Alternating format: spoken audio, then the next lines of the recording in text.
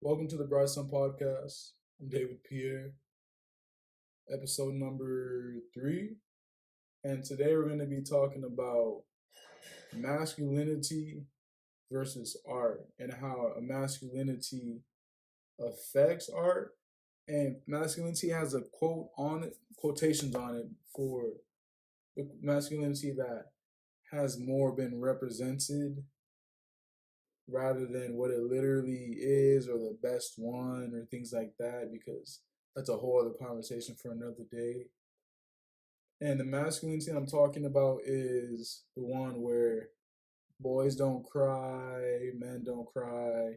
You're not supposed to be that expressive or, not in your feelings, logical, rational, sturdy in a sense, of course, bravery, responsibility, leadership, and especially honing in more on the parts where you're more logical and rational and not crying, not supposed to really be in your feelings like that, not supposed to be really expressing your feelings and, feel it and move on type thing and suck it up, man up.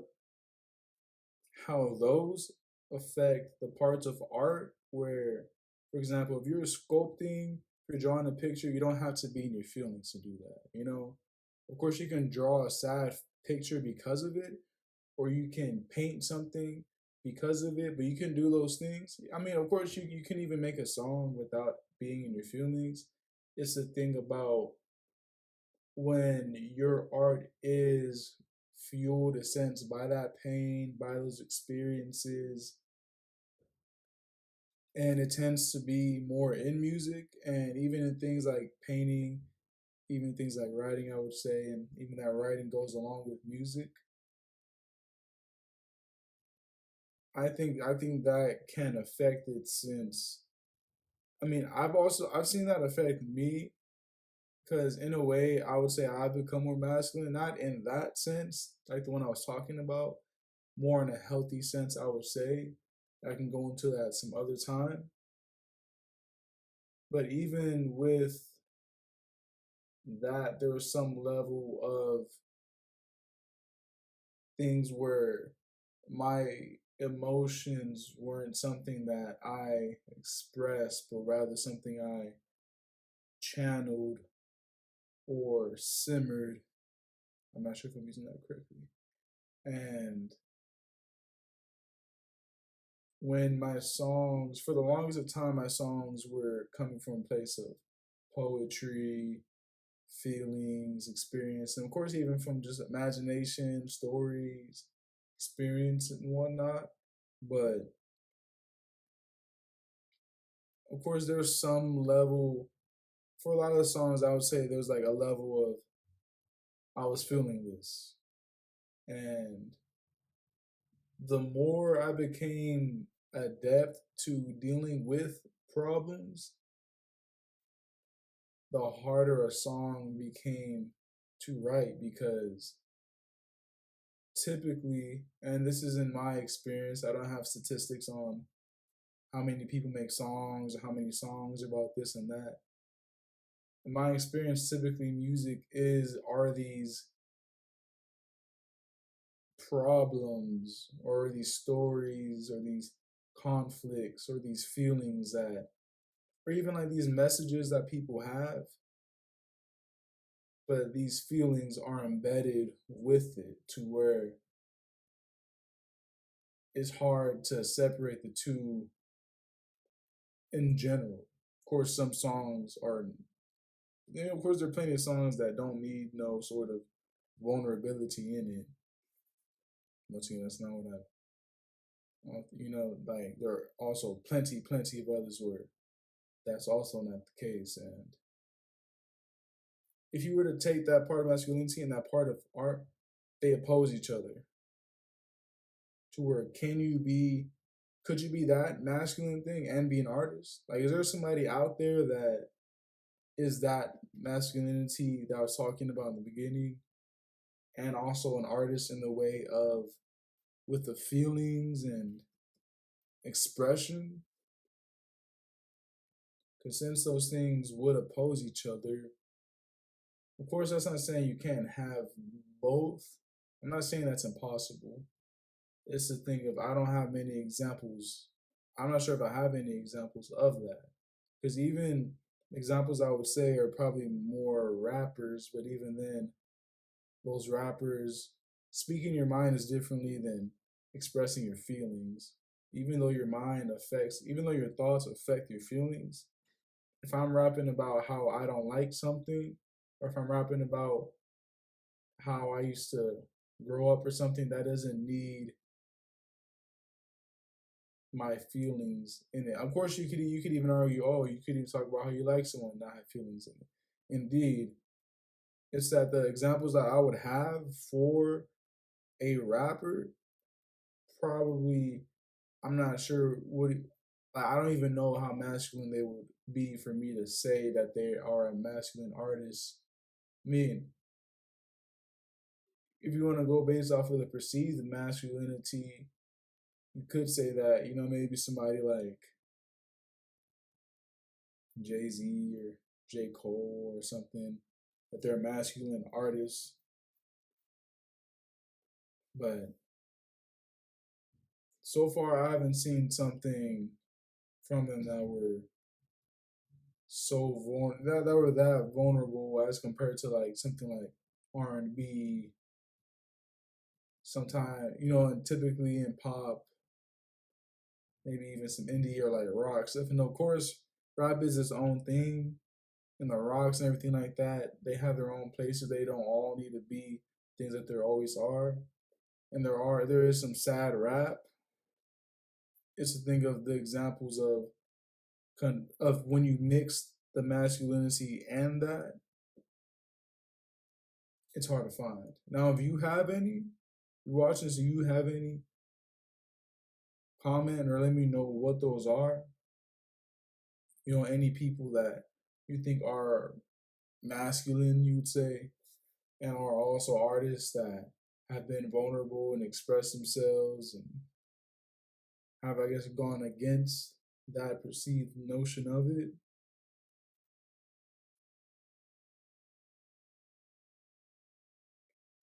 Because it's interesting how like I don't hear that being talked about in the manosphere community or the the community of red pill and motivation and guy talk and men and versus men and women and stuff, and you know what I mean.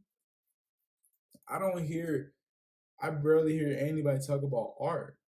And I'm not saying art needs to be something in your life or needs or that's something that a man does or something. That's another, I'm not even sure about that, right? What I'm saying is, this is definitely something that isn't being taken as a part of that identity or of that symbol or representation. So I wonder, can the two even mesh? Because you would think, and I've watched tons of dudes, tons of masculinity guys or guys talking about male stuff, and dudes are unmotivated, lazy, how to get better, and take care of yourself in relationships and get girls and pick up and red pill and matrix and all this stuff, right? All this stuff. And I haven't seen anyone bring up any importance or anything of doing art or sort of having that creativity in your life in that artistic way. Because of course you could say that problem solving is a creative thing, that if a guy is supposed to problem solve, that is a creative thing. And even with that, I don't hear that. Make sure you drink the water. Even with that, I don't hear that. Like, I don't hear creativity from any of these guys that are talking about that sort of stuff.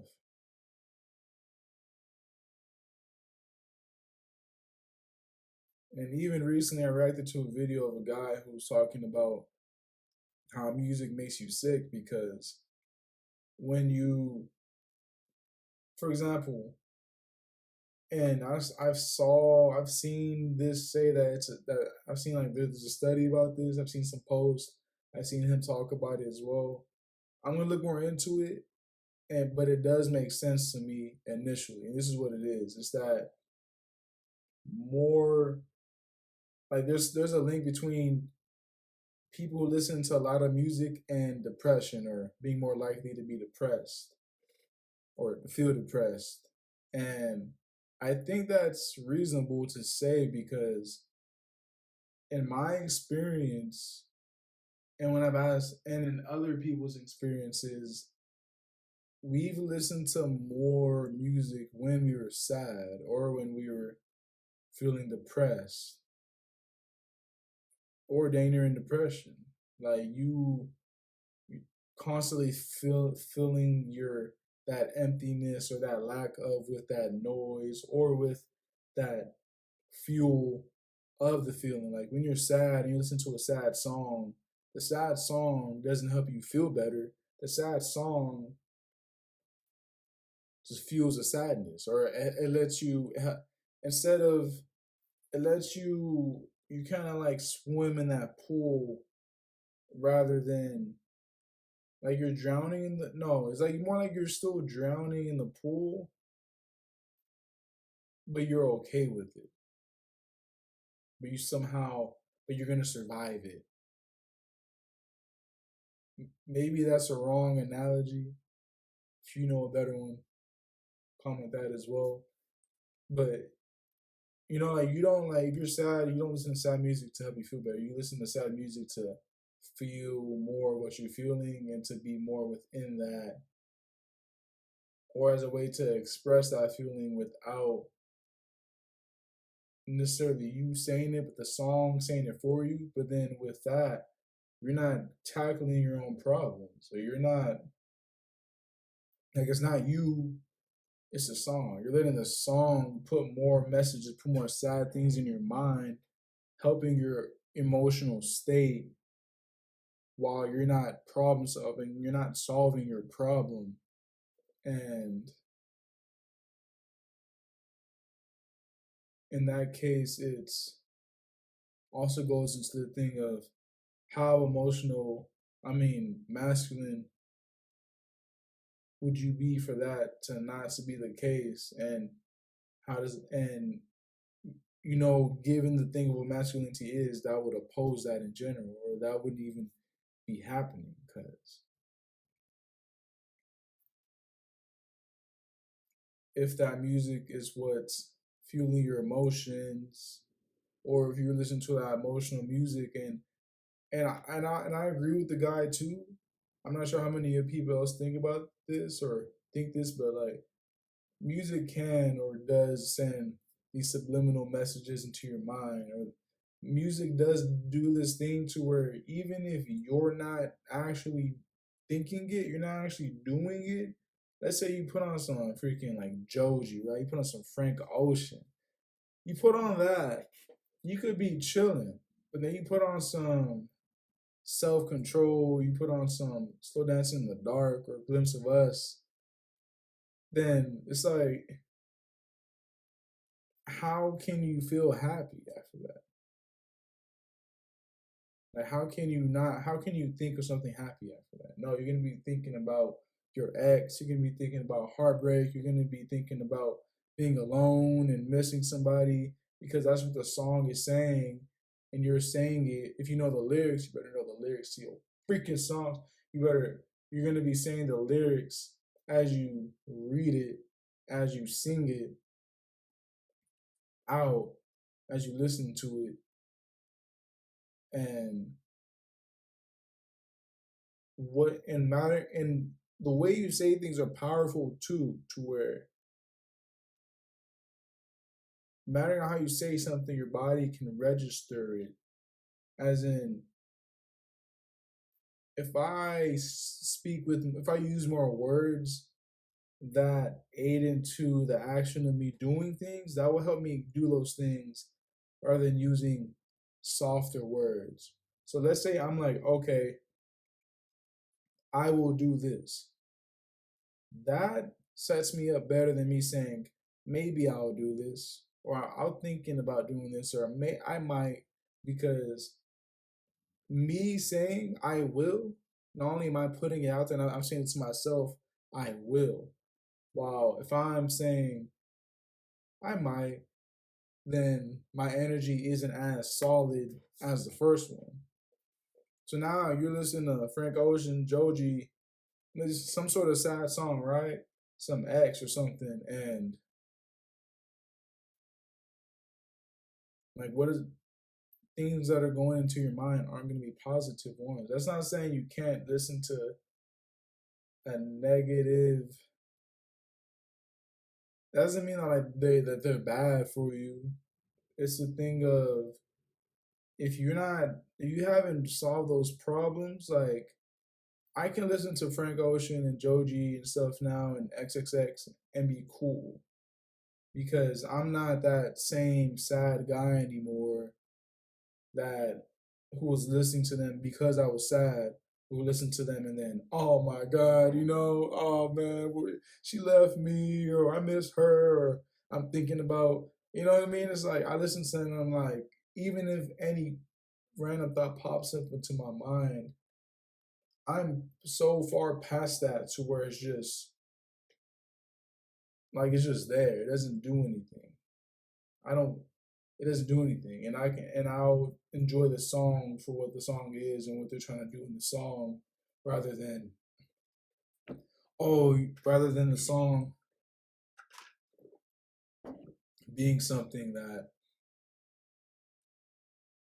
I must that must feed my feeling or feed my state, especially when it's a song that isn't meant to be, a happy song.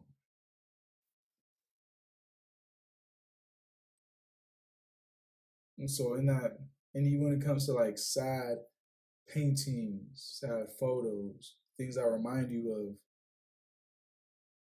those sad memories and sad moments and experiences, those have a place, definitely. It's more about,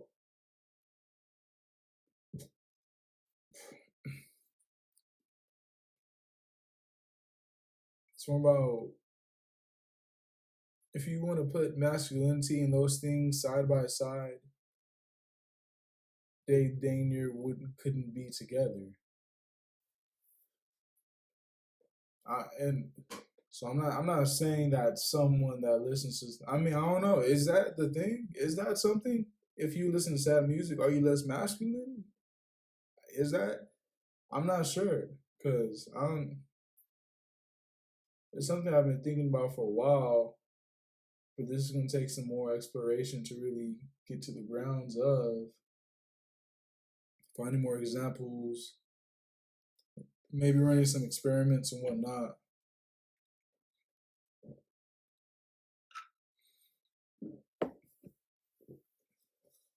But so far, it seems like perceived. We'll call the masculinity I'm talking about in the video perceived masculinity. It seems so far the perceived masculinity opposes the creation of art, especially when it comes to the music and writing and the more vulnerable paintings and drawings, photos.